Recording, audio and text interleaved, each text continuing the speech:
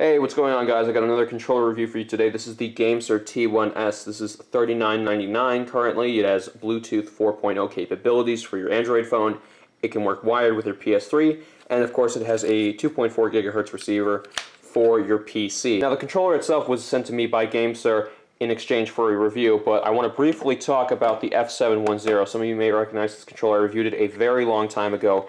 And the F710 has been my standard for quality among third-party controllers. I always felt that a lot of third-party controllers, you bought them because they were cheaper, not better, than the first-party ones. They were often way cheaper, but often that meant not only for price, but for build quality. A lot of them often really sucked.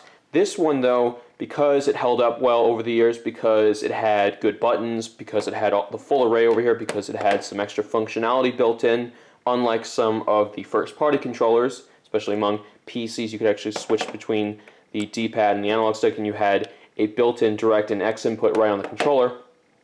I always felt that third-party controllers could be a lot better than what they were, and Logitech, companies like Logitech, were pushing the envelope for better third-party controllers. So that's been my standard as always, and I've been comparing a lot of the controller brands, specifically Gamesir's in this case, to the F710 in a variety of ways.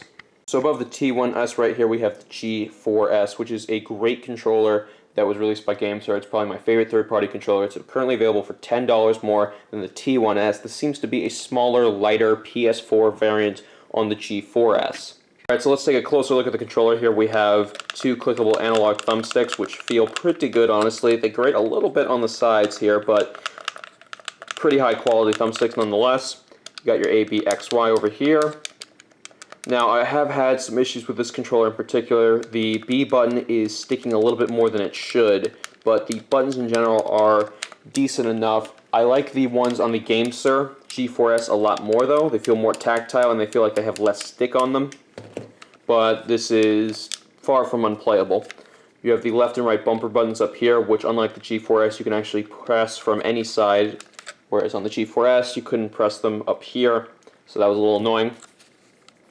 You have the left and right triggers, which are analog, and they feel close to a PS4 controller. Not as good, a little bit mushy, but they do get the job done. Your home button, which is also your sync button, is located on the top of the controller, so kind of like the PS4's share button. You have a micro USB port on the back because you can connect this thing to your PS3, PC, or Android phone through that port. If you want to connect to your PS4, you have to use the Bluetooth functionality. And if you want to connect to your PC, you have to use the included 2.4 gigahertz adapter, which is, this is embarrassing, this is missing. Hang on. Here it is, I had it in my hand the whole time. I don't make mistakes. Anyway, so compared to the G4S receiver, there's not much of a difference here. It's quite a big USB receiver, but it is pretty functional. The only main difference, of course, is the lip on the top right there. If you can see that. Stored nicely inside the controller, which is a nice design decision that they've kept over from the G4S. And you have this little phone clip go right over it. Alright, let's get back to talking about the controller itself here. You have this nice rubberized textured grip all around it, which makes it feel really solid and nice in the hands. You have an LED battery indicator on the top left over here. The Gamesir claims about 18 hours of battery life, which is pretty good for a $40 controller. You have your select and start, turbo and clear. The turbo and clear are located directly below select and start, respectively, unlike for the G4S. If you want to have quicker access to that, that's kind of good, but at the same time, a lot of people might be complaining about accidentally hitting turbo and clear instead of select and start. I have not had a problem with that at all. In the middle here, you have a phone clip, which can extend pretty nicely there. You can potentially put a phablet in there, a pretty large one. You have these textured grips on the top and bottom here to protect your phone's sides from getting scratched up. In the middle here, you have indicator lights for the various sync functionality for your controller. So in addition to being able to change your LED brightness settings, you can also use the home button to sync between your various devices. So if you hold home and X, it'll switch to X input. If you hold home and A, it'll do Android. There's other functionality too. Apparently there's some very limited iOS functionality, although Gamesir's claiming no official deep support for that. But you can use this controller for your Android device, assuredly with Gamesir's app, although you can hook it up to your phone via Bluetooth, and most games will support that natively anyway. And you can also have a PC simulation mode. Basically, you can turn this thing into a mouse and partial keyboard. There's not a lot of functionality, but it is kind of cool to have. You can make your analog stick a mouse, which is an interesting idea, but unfortunately there's not a lot of functionality for this thing. There's no app on PC you can really download to rebind the controls or anything, so you're going to have to use this thing as a typical X-input gamepad. This will not work for Mac devices, at least not out of the box, and you do not have support for Windows 98 and Windows Millennium. It's only XP and up, so yeah. Just in case you were still running a 17-year-old plus operating system. Alright guys, we talked about the specs of the T1S, but I'd like to get into the positives and negatives to wrap it up here. So, the analog sticks, I do feel like they have good quality surrounding them.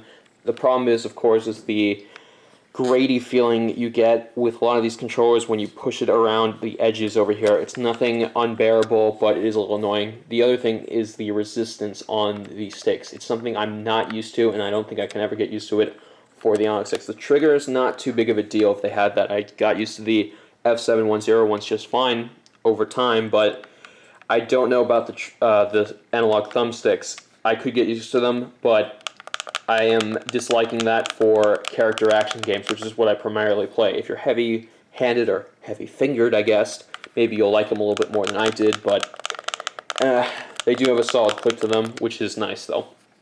The triggers, again, are a little bit mushy, but they get the job done.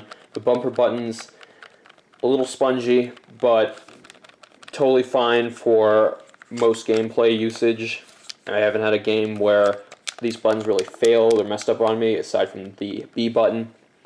But something I'd really like to talk about here is the D-pad. This is one of the worst D-pads I've ever used. So it's no secret that a lot of these controllers have pretty terrible D-pads on them, for third parties especially, and what's unfortunate is that the Gamesir T1S seems to have some kind of defect. The only controller D-pad I really enjoyed was the Logitech F710 right here. A lot of people criticize the D-pad for being fairly floppy, but hey, at least it was nice for fighting games, because when you're pulling off a special move like a half circle for a fireball, you had the nice pieces of plastic in between. It was fairly easy to maneuver your thumb around. It wasn't sticky, it wasn't stiff. It was actually pretty nice, at least for me.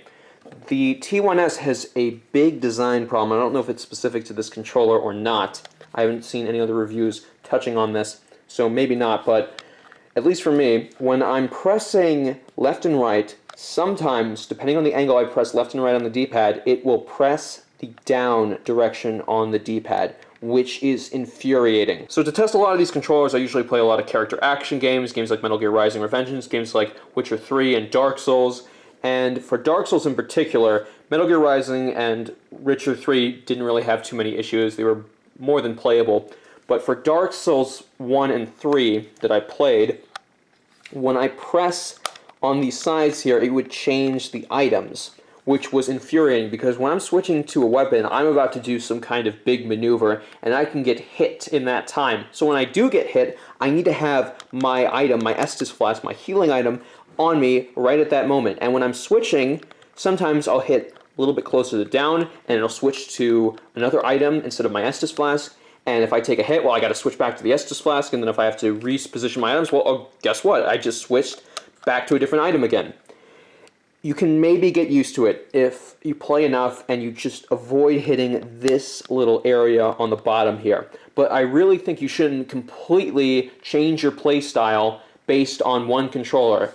Especially, a lot of people are going to say, oh, why don't you just not have an item when you don't need one on your directional button? Why don't you just only have the Estus Flask so it won't change? Again, I shouldn't have to switch the controller configuration or my game configuration based on one little defect in a controller. So in many ways, that's a deal breaker. A lot of people won't have that issue, but for character action games, that can be infuriating. Again, I said Witcher 3 and Metal Gear Rising, everything was pretty solid over here, but for Dark Souls, it was downright unplayable at times. If you're very careful, you can maybe avoid it, but for a lot of reactionary presses, like if you're like very quickly trying to switch to a different item by hitting the D-pad over here, you're almost eventually going to hit the bottom area here and thus triggering the bottom direction. So, final verdict time. Should you get the T1S from Gamesir? Well, I would at least recommend spending $10 more if you can to get the G4S, because I find it to be a much better controller.